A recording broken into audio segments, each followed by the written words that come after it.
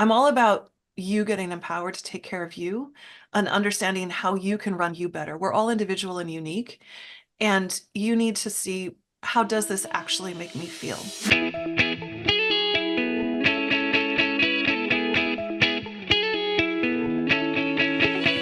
Hello and welcome to Center for Victory's podcast of Your Best Day Yet. At Center for Victory, we're here to help unlock, reinforce, and enrich relationships through personal and professional development. I'm Eric Guy, Chief Victory Officer here at the Center for Victory.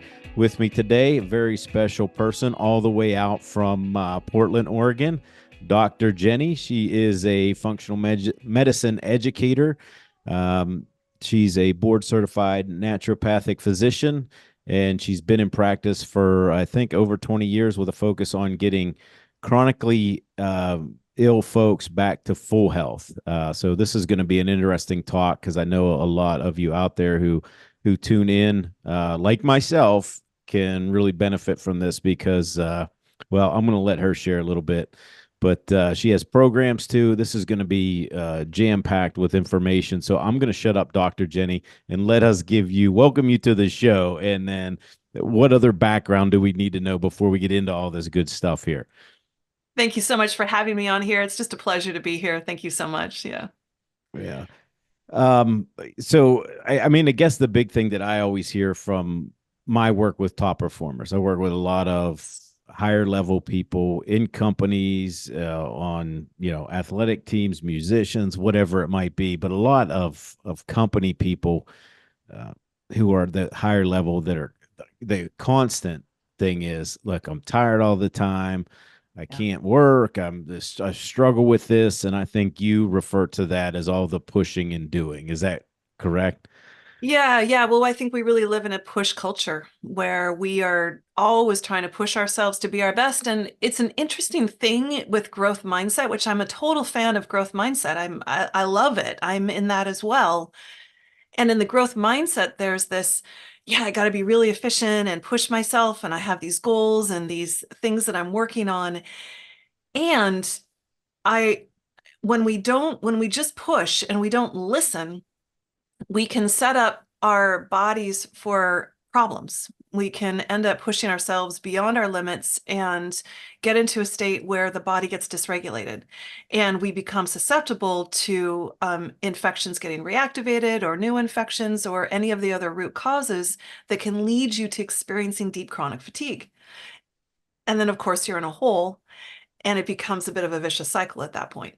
Yeah, and you keep on going after it, going after it, going after Right. it. Not that I know anything about it or you know anything about it, but I've just seen it over and over again, and I'm like, oh, Jesus, and it's so Yes. easy, like you said. I love that whole idea of a push culture because I think there is quite a bit of that. It's like, so how do you know when these things are coming on? Like, are there signs that? There are a lot of signs. Yeah, Okay. there are a lot of signs. And you may even already know your signs. I think we each have our own individual signs. Mm-hmm. And those of you who are already struggling with fatigue, your body's been sending up some signals to you. Some classic ones would be um, even mood things like irritability, like you just feel more impatient, lack of excitement for what it is that you're doing. You usually enjoy putting on a podcast, but you're waking up in the morning going, oh man, like another guest, like, oh, okay, here I go. And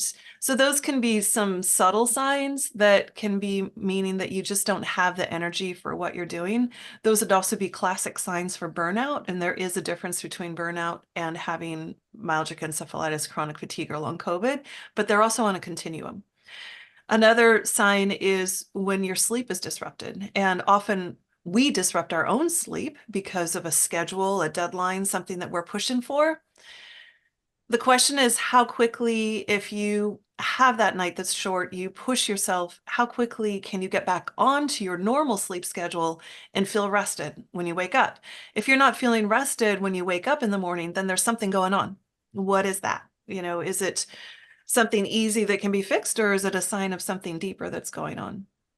Another sign that can be we'll probably get into this at some point, but in my work, I've uncovered that there are 5 pretty classic root causes to people getting chronic fatigue, myalgic encephalitis, and The first one I call the gateway root cause. And this is like, so for you, if you're out there being a high performer, and this is one that I certainly fell into as well, I call it the hormone triangle. So it's the thyroid, it's the adrenal gland, and it's the ovaries for women and testes for male. And that triangle interacts together. They support each other.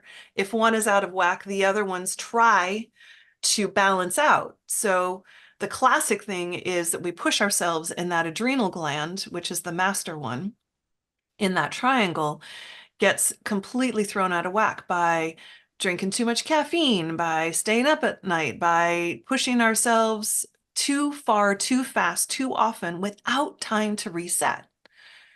And that is the gateway root cause for a lot of us in this culture to ending up into chronic fatigue, because what happens is when your cortisol levels get thrown off, either they're too high or too low, your immune system no longer functions normally. So it's very easy for a chronic virus to get reactivated, or for you to catch another virus and not be able to kick it out soon enough. It can also alter your hormone function, which can have large cascading impact on your body. And this is one that I see people chasing and not really realizing that this is one of their root causes. And one of the signs for this is an energy that goes up and down. So it may be that you feel great in the morning, but then in the afternoon you're crashing. You're like, oh man, I need that coffee. Like I gotta go. Or it could be that you could be flipped. You could be tired all day, and then it's time to go to bed. Finally, you get to go to bed, and ping, you're like wide awake at nighttime and cannot sleep. And it may be that you have low cortisol in the morning and you're super high at night. So these are signs of some of that gateway cause, I think, for some of the people who are like us and who want to do a lot in this planet, right? We want to do a Mm-hmm. lot right now. Yeah. So if I could back up, you said something that was interesting to me. I don't know if it's be interesting to anybody else, but you said there's a difference between burnout and chronic fatigue. Yeah, right. Uh, can you dive into that a little bit? Sure, Because I sure. think a Yeah, lot of people's like, well, I'm just burnout, I'm just burnout, I'm just burnout. And it could right. be the other. I think It there's a could much be. It bigger issue for it a lot of could the be. people that I see. I think I really appreciate you pointing that out, because I do think burnout is getting so much attention right now that a lot of people are like, oh yeah, I'm burnout. And then they just kind of keep going Yeah. rather than actually stopping and paying attention to that. If you feel like you're burnt out, I do think that means that you should have some support and some investigation into that. Is it really burnout, or do you have one of the deeper underlying root causes where this is actually chronic fatigue, or moving into chronic fatigue, or you're at risk for getting into chronic fatigue? What's the difference? It's like shades of gray going into black. So, I'll sort of mention some of them. And of course, people have differing opinions on this. So just tell you what my experience Mm-hmm. is. Burnout it is very much not getting enough of it's a lot about the emotional body, a lot about burnout. So there's the physical body, the emotional body, and the energetic body. And when you're talking about burnout, it's often that we are not, sometimes it's because we haven't taken enough care of our physical body, that we're out of balance. We're not getting enough sleep. We're not getting enough exercise. We're not doing those things to meet the physical body. And or it has to do with the emotional body, where we're not getting fed back from our work what we originally did.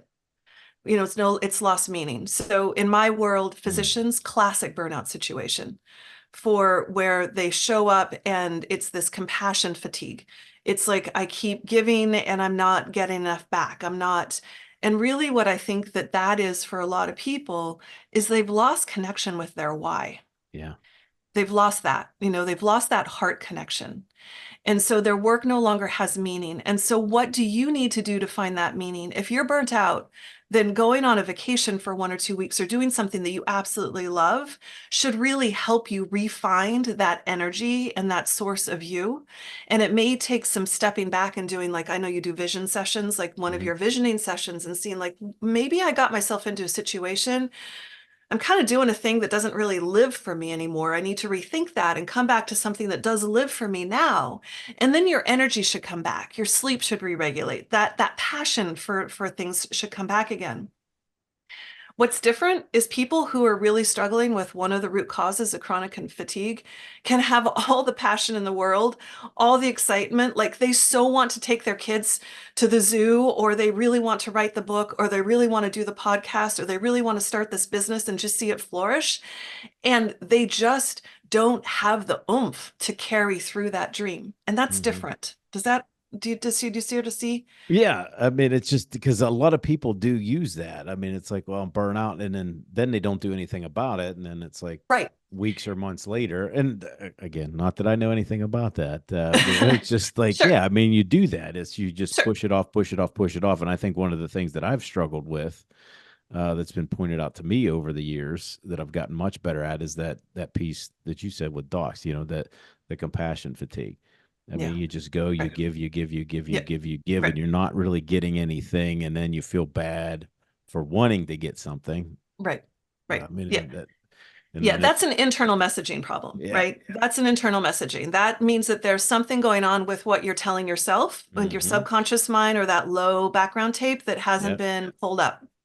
And what I would say to all of us who are entrepreneurs, business owners, corp, athletes, whatever, if there was, we all have markers that we're looking at that we would pay attention to. If you're an athlete and you're running you're a runner and your speeds are slowing down, you would get attention immediately if you're a professional athlete to figure out why are my numbers going down. You would reach out to your coach, your nutritionist, you would get your metabolics, you would figure it out. Like, why are my numbers going down? What is it? Is it my form? Is it my body? Is it my mindset? What is it, right? Same thing if you're a business and you're looking at your bottom line. If your numbers are going down, you're going to figure out why, like what's going on, what's the problem. We put our bodies off. Why don't we do the same thing with health, right? Why don't we, as soon as we catch in our weekly assessment as to what's happening, why don't we catch that and say, God, I just don't, I haven't been able to bring it this week, or I'm dragging myself, like, and start asking, what do I need? And who do I need to bring in to help me get through this? Which coach, which, health provider, which nutritionist, which, which tree do I need to go sit under? You know what I mean? Like, like, what is it? yeah. And then before I forget, I know this is a little bit off of what you just said, but I have to ask it because I don't want to forget because it always comes up. Yeah. Because very, very early in my career, I would say strung out on coffee.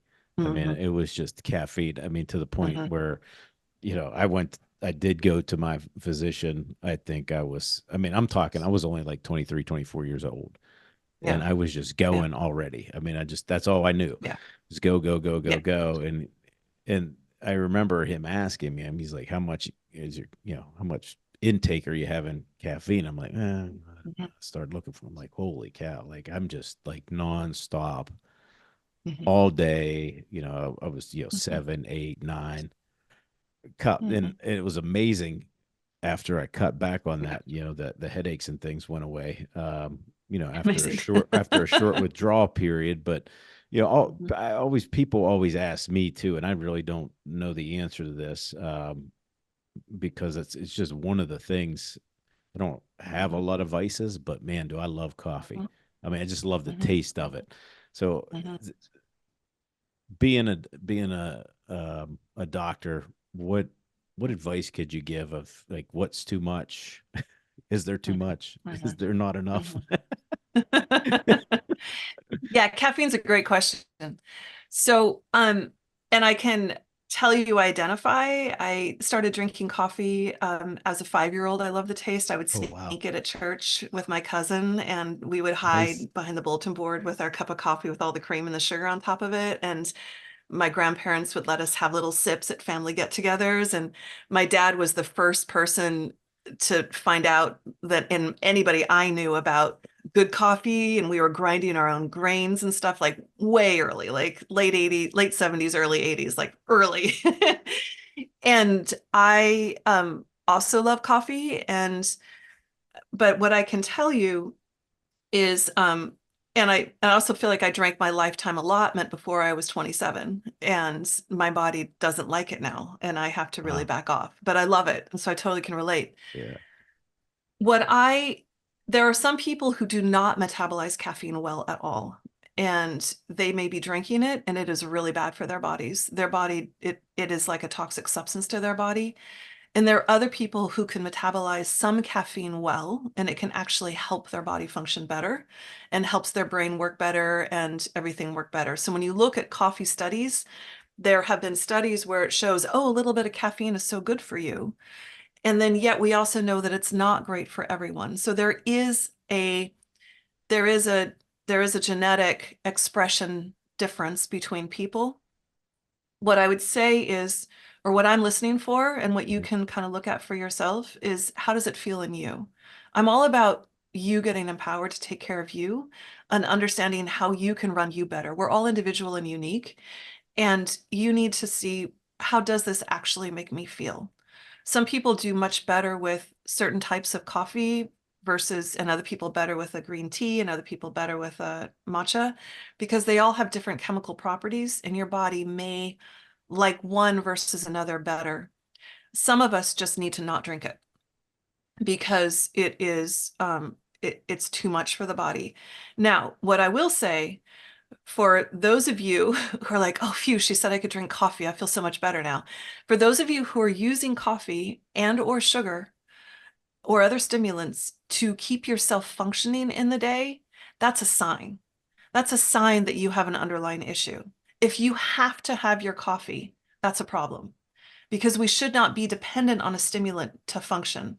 Now, there are some people who have some level of attention differences in their brain, and a little bit of caffeine, especially some of the ones with more phenolic acid and, like in the green teas and stuff, can actually be beneficial and really do help them focus a bit. And so a small amount of that can be very helpful for those people.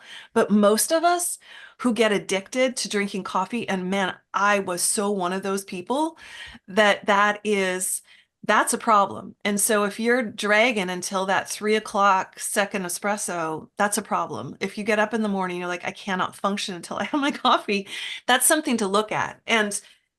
And just as my personal experience evidence, I went through a medical school without any caffeine, Oh, and I wow. had a child. So I decided to become a doctor when I was pregnant with him. And so I stopped drinking when I was pregnant, drinking coffee when I was pregnant with him. And it is possible to do these things. That is good.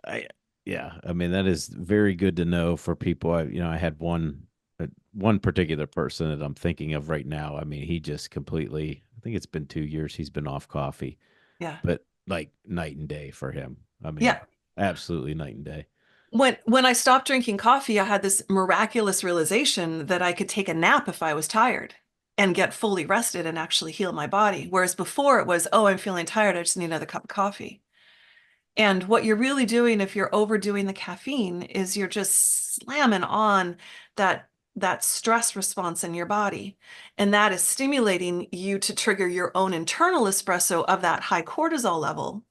And that chronic high cortisol level is breaking down your body. It's a breakdown situation. It's meant for short emergencies to help you run for the saber-toothed tiger, and then your body's supposed to reset.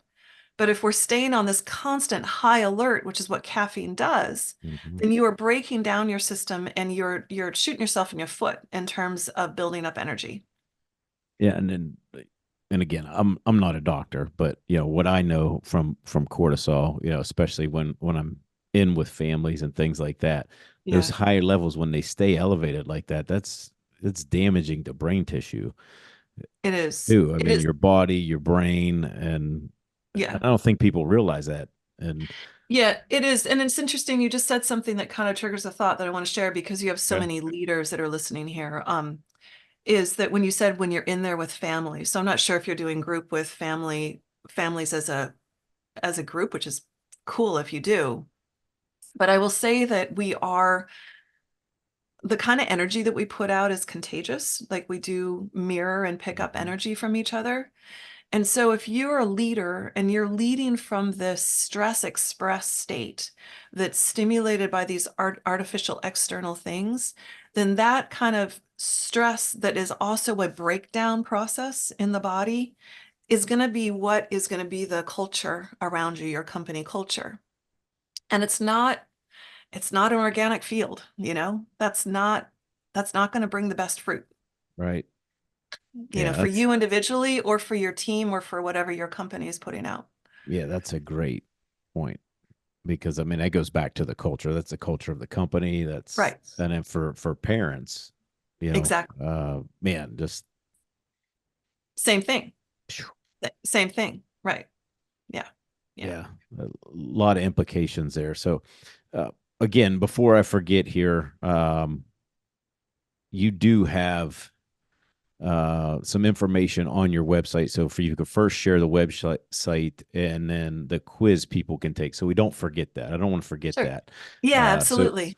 yeah, so go ahead and tell us about that. Yeah. So the website is drjennytufenkian.com.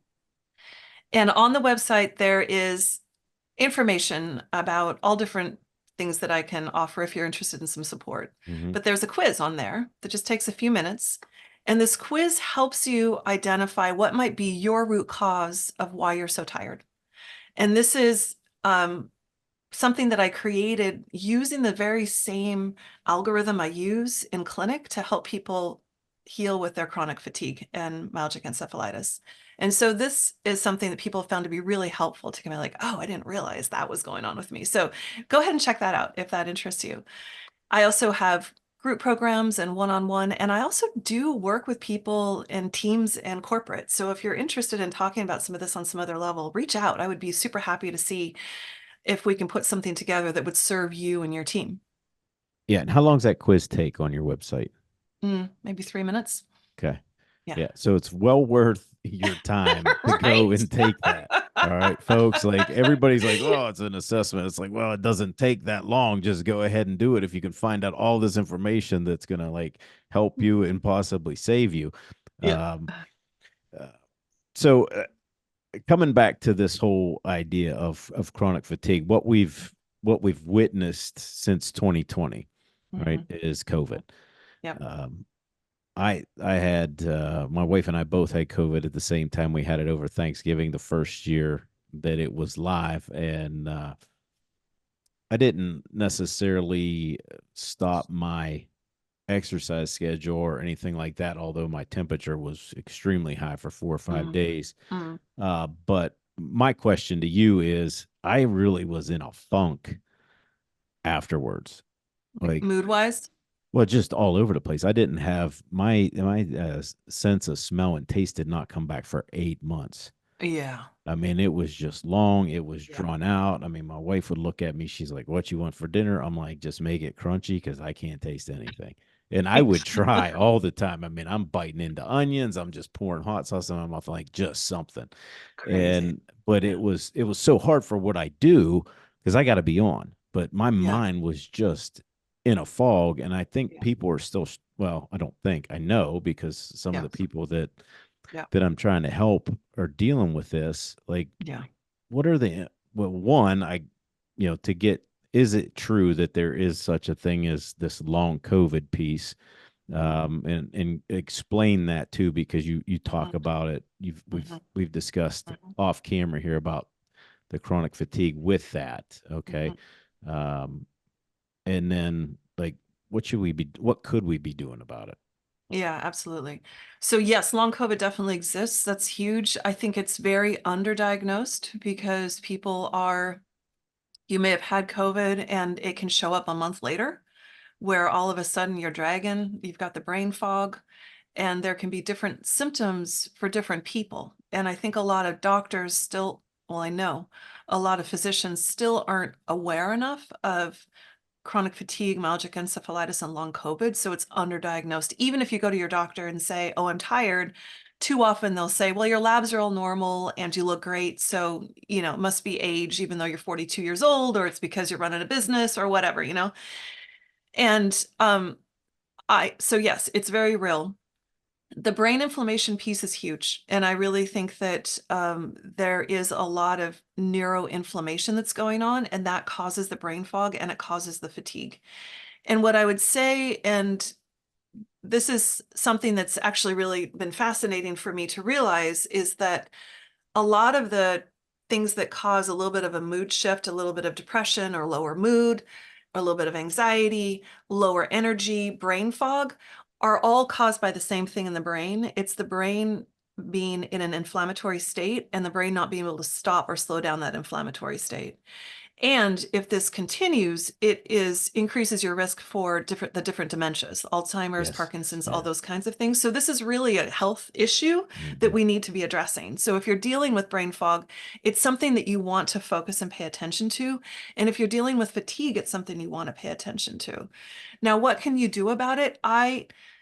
There are health foundations that, for all of us, if we address those, it's going to help anything that you do get better. And for some people, it's just addressing the health foundations, and that can boost your health up to a level where your body naturally returns to its normal vitality.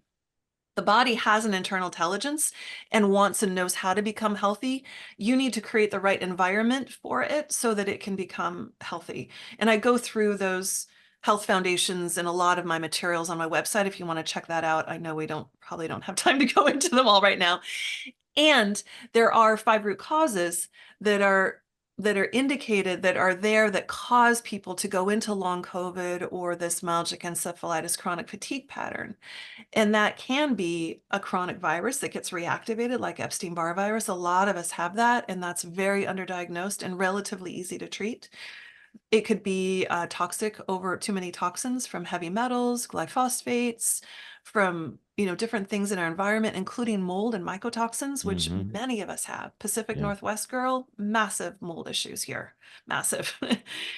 It can be from that what I called about that a hormone triangle. Uh-huh. It could be that stress piece that could be a real issue, or it could be your mitochondria are Yeah. challenged. And so these are the things that are important to look at to see what are your root causes. And again, that quiz goes through that. And so I really think that what I would say to you is, if you are dealing with the brain fog, the fatigue, the mood changes, things just don't feel right, you're struggling to be that high performer that you want to be, that you're doing everything you can to become, and yet something in your body or your being is pulling you back, then look into it. Get the support you need to figure out what those things are so that you can map out your path to health. Sometimes it's a short journey for people to get back, and sometimes it's a longer journey. It depends on how many different pieces we're working with here. Hmm. So yeah, I guess the last thing, and if you would, come back, like there's so many, like I've got so many notes all over the place because I have so many questions because I love what you do and how you come at it. I mean, you so you talked earlier about reset. If somebody is having these things, and we both know, I mean, a lot of people that listen and watch know that they're either slowly burning out, they have chronic fatigue, they've suffered from long COVID, whatever. What can we do to actually hit the reset button? Mhm. So I I know you want an answer that meets everyone, and I just have to say it depends. It Yeah. depends on what your root cause is. It Uh-huh. depends on which health foundations are out of whack for you. For Yeah. somebody who is not sleeping, that's the key health foundation they need to address, because the body can't heal if it's not sleeping. It's in a chronic inflammatory state. If if your digestion's messed up, you got to have your gut in line to heal, because that's where the whole immune system functions from. Hmm. And it's where we build our neurotransmitters. So it depends on which, and those are just the health foundations. When we start looking at the root cause, it depends on your root cause. Now, that said, if you're talking about, when we talked about the burnout piece and the chronic fatigue piece, if you're wondering how deep do I really need to go into this, you can start structuring some mini resets in your day and in your week. And this is one of the things that I think that we forget the power of. We forget the power of a short reset and how amazing that can be. And if that helps you, then that's going to be a sign for you that maybe your problems aren't so deep. And if that's not enough, or you do have a short reset and you're like, oh man, I need another couple weeks, then that's a sign to you that you need more. You need more help and more guidance and more support. And I'll just say one little thing, that when I was recovering from long COVID myself, I was really impressed with the power of a 15-minute break. So I'd have a work day and I'd get tired and I would just go lie down for 15 minutes. And it was Mhm. amazing how that allowed my brain a few minutes to calm down. Yeah. So I didn't keep pushing through and creating more stress for my body, more inflammation for my body, more breakdown. It was actually a time to rebuild.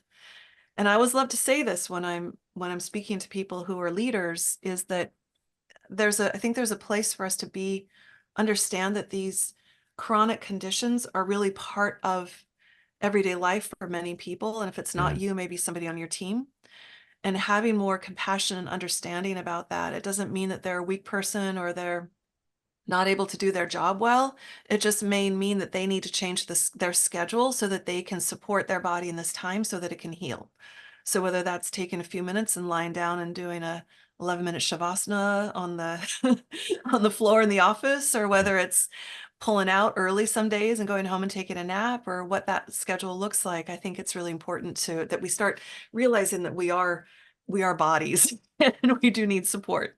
Well, and I think going back to what you were saying just about the culture. I mean, I think the younger generation, like I'll watch my kids sometimes, and they've only been out in the work environment 2 years, but Yeah. you know, they have a tendency to go, go, go, go, go.